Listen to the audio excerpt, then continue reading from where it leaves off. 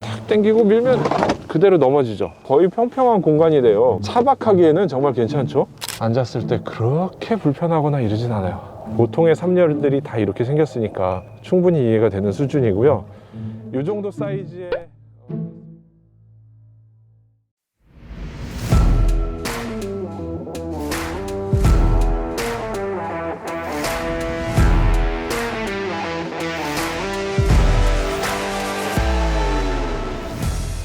이 차 혼다 파일럿은 북미 시장에서 꽤 인기가 있는 차종이에요. 포드 익스플로러가 연간 20만 대에서 27만 대까지도 팔리는데요. 혼다 파일럿은 13만 대에서 19만 대까지 기록하기도 했습니다. 여기에 기아 자동차의 텔룰라이드가 도전장을 내밀었는데 약 5만 대 정도를 판매했죠. 우리나라에서는 혼다 파일럿과 포드 익스플로러가 경쟁을 하고 있습니다. 혼다 파일럿이 5,950만 원으로 6천만 원을 넘지 않도록 딱 맞췄는데요.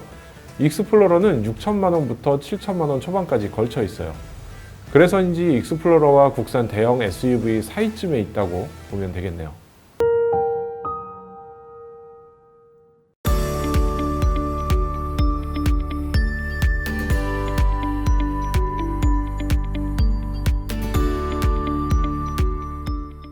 이 혼다 파일럿은 3.5리터 가솔린 엔진이고요. 특이하게도 SOHC예요. DOHC가 아니고요. IV텍이라는 혼다의 기술을 사용하고 있죠. 거기에 기통 휴지라는 기능이 있어요. 이 기통 휴지가 뭐냐면은 고속에 올라가거나 엔진에 큰 힘이 필요 없을 때 6기통 중에 2개를 쉬게 하는 거예요. 그래서 연비를 좋게 만드는데 도움이 된다는 기술이에요. 거기다가 9단 자동 변속기를 집어넣었죠.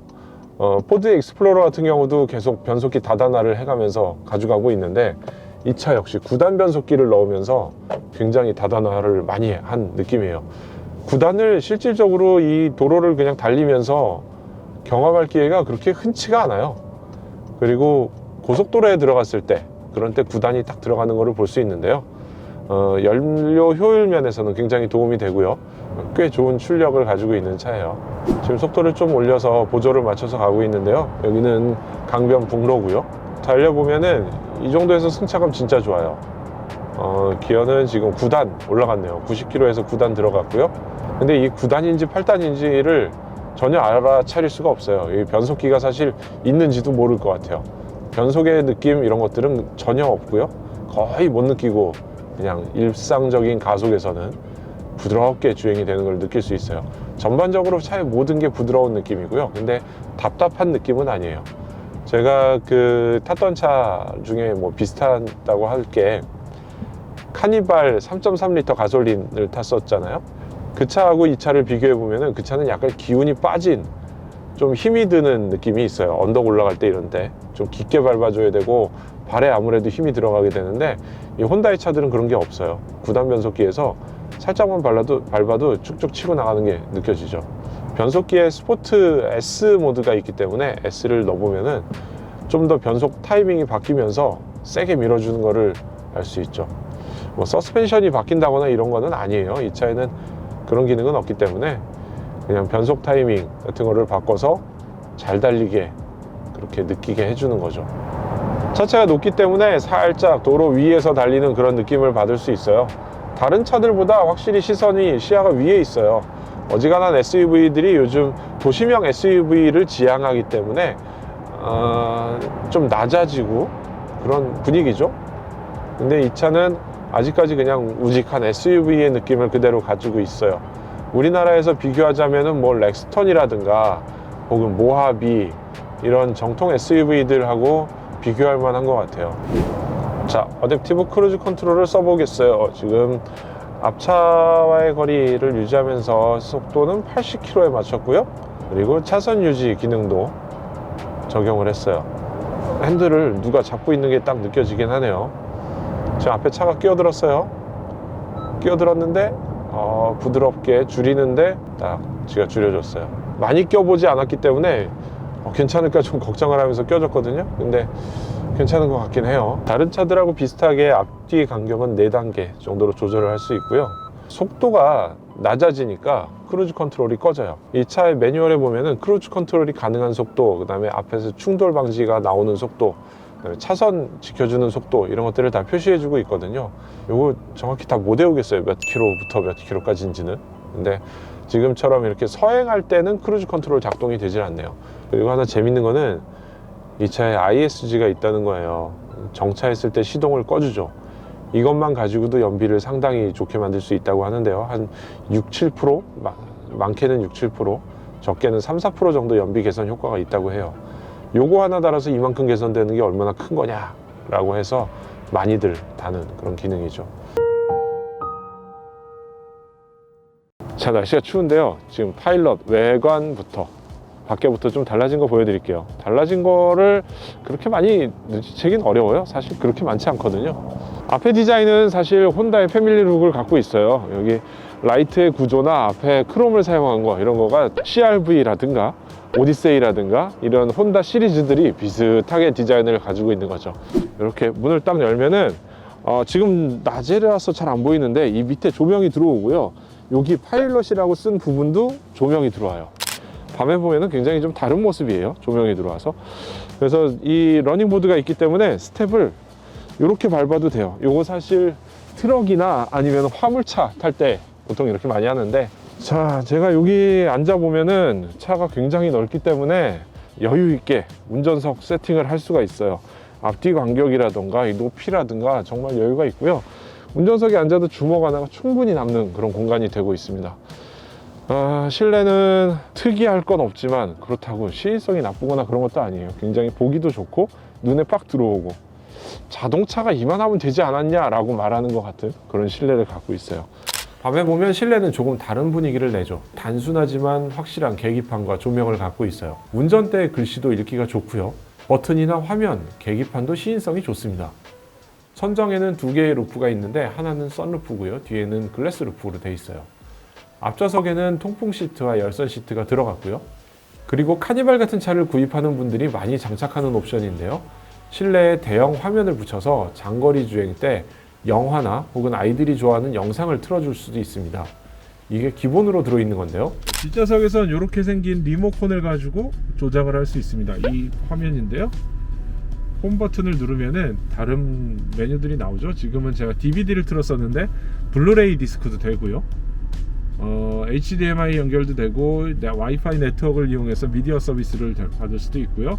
USB를 연결해서 그거를 볼 수도 있어요. 이런 기능들을 제공을 하고요. 이렇게 헤드폰이 있는데 여기에는 전원 버튼이 있고 여기를 옆을 돌리면은 볼륨을 조절할 수 있게 이렇게 돼 있어요. 여기에 적외선 포트들이 있는데 여기를 이용해서 리모컨 작동도 되고요. 그래서 뒷좌석에서 아이들이나 뭐 누군가 영화를 본다거나 이러면은 운전하는데 지장을 받지 않고 운전자는 그냥 운전만 하고 뒷좌석에서는 영화를 보면서 갈 수 있는 구조가 되어 있는 거죠. 여기에 캐빈 토크라는 기능도 들어가 있는데 뒷좌석에서 헤드폰을 끼고 영화를 보고 있으면은 캐빈 토크 기능을 사용해서 메시지를 전달할 수 있는 거죠. 비행기의 안내 방송 같은 기능을 할 수가 있습니다. 이외에도 스마트폰 무선 충전이 들어갔고요. 프리미엄 오디오도 들어갔습니다. 내비게이션은 국산의 아틀란 맵을 사용하고요. 애플의 카플레이나 안드로이드 오토를 사용할 수 있기 때문에 스마트폰과의 연결성도 좋습니다. 제가 시트 포지션을 맞춘 상태에서 뒷자리에 들어서면요, 앞좌석보다는 확실히 시트가 좀 더 올라오게 돼 있어요. 머리 공간이 주먹 하나 정도 이렇게 남게 돼 있어요. 셋의 구조를 가지고 있는 7인승이거든요 그러다 보니까 여기 중앙이 2열 중앙이 많이 비어 있어서 컵홀더를 넣는다거나 이런 다른 용도로 쓸 수 있기 때문에 사실상 2열이 뭐 캡틴 시트 같은 구성이라 넓고 편하게 쓸 수 있어요. 뒤로도 이렇게 이만큼 넘어서 누울 수가 있고요. 자, 여기서 3열에 들어가는 방법은 두 가지가 있는데요. 이 어깨 위에 있는 버튼을 누르거나 어깨 뒤에 있어요 버튼이, 아니면 이 밑에 있는 버튼을 누르면 돼요. 버튼만 딱 누르면은 시트가 이렇게 접혀서 앞으로 넘어가죠. 이 뒤를 3인승이라고 하기는 조금 좁죠. 폭을 아무래도 여기 휠하우스가 있기 때문에 다 쓰지 못하니까 조금 폭이 좁은 상태인데, 일단 이 상태에서 의자는 앉았을 때 그렇게 불편하거나 이러진 않아요. 보통의 3열들이 다 이렇게 생겼으니까 이 정도 되는 거 충분히 이해가 되는 수준이고요. 의자를 그대로 닫아 보면은 제가 앉았을 때 무릎이 좀 닿는 정도, 그리고 여기가 엉덩이 부분이 높지가 않기 때문에 여기가 이렇게 허벅지가 뜨게 돼 있죠. 3열도 3인승이기 때문에 가운데 자리에 헤드레스트가 이렇게 올라오게 돼 있어요. 그리고 여기 위에 안전벨트가 박혀 있죠. 얘를 꼽아서 여기에 연결해서 가운데 자리도 3점식 벨트를 연결하도록 이렇게 돼 있는 거예요. 여기에 바람도 나오고 컵홀더를 3개, 이쪽에도 3개, 이쪽에도 3개. 그러니까 여기 3명이서 총 6개의 컵을 꽂을 수가 있게 돼 있는 거죠. 자, 뒷모습 보시면은 여기 파일럿이라고 써 있고요. 이 뭐라 그래야 돼? 저걸 소렌토 구형? 비슷하다고 봐야 되나? 이렇게 기역자처럼 이렇게 디자인이 되어 있고요. 엘리트 트림이라고 여기 있죠. 그리고 이게 4륜구동이라 EWD 있고요. 여기 혼다 로고 있고 여기에 트렁크 버튼이 있습니다. 나머지는 뭐 심플하게 깔끔하게 되어 있어요. 여기 뭐 머플러라든가 이런 걸 내놓지도 않았고요. 아주 그냥 심플하고 깔끔한 디자인으로 마감을 하고 있습니다. 시트는 모두 풀플랫으로 펼쳐집니다. 시트 등판은 트렁크 바닥 재질과 같은 소재를 마감을 해서 짐을 싣기도 좋고요. 3열 시트는 6대4로 나눠서 폴딩이 됩니다. 바닥에 숨어있는 적재 공간을 사용하면 80리터의 대형 아이스박스도 3열을 펼친 상태에서 실을 수가 있고요. 시트를 2열까지 접으면 2376리터의 어마어마한 적재 공간이 생기죠. 여기에 이렇게 지금 저희 촬영 장비들을 좀 넣어놨죠. 여기 꽤 깊은 공간이 있어요. 여기 이게 한 뼘이 손바닥이 다 들어갈 정도로 꽤 깊은 공간이 들어가 있고요. 이 뚜껑에 비밀이 있어요. 여기 뚜껑이 이렇게 해서 들어서 여는 방식이죠. 근데 뒤집어도 열리는 레버가 있어요. 이 카페트 같은 재질이 오염될 수 있는 뭔가를 트렁크에 담아야 된다 하면 뒤집어서 쓰라는 거예요. 뒤집은 상태에서 여기다 끼우면은 오염되지 않게 싹 닦아낼 수 있게 이렇게 만들어졌죠. 더 깊게 짐을 더 많이 실어야겠다, 이렇게 세로로 깊은 짐을 실을 거다 라고 하면은 이 칸막이를 밑에다 넣어 버릴 수가 있어요. 자, 이렇게 뚜껑이 바닥으로 들어가는데 심지어 고정이 딱 돼요. 여기 철컥 하고 딱 고정이 돼서 들어가기 때문에 여기에 캐리어를 세로로 쌓는다거나 넓은 공간에 크게 실어야겠다 라고 하는 경우에도 이렇게 안에다가 넣을 수 있죠. 시승 촬영을 마치고 돌아오는 길에 연비를 리셋했더니 최고 리터당 13km까지 올라가네요. 시내에 들어서면 리터당 8에서 9km 정도 나오는데 정속 주행 위주로 장거리를 달린다면 더 좋은 연비도 기대할 수 있을 것 같습니다. 지금까지 혼다 파일럿을 살펴봤습니다. 5천만 원대에 구입할 수 있는 아빠차, 여기까지 전해드립니다. 오토캐스트 이다일입니다.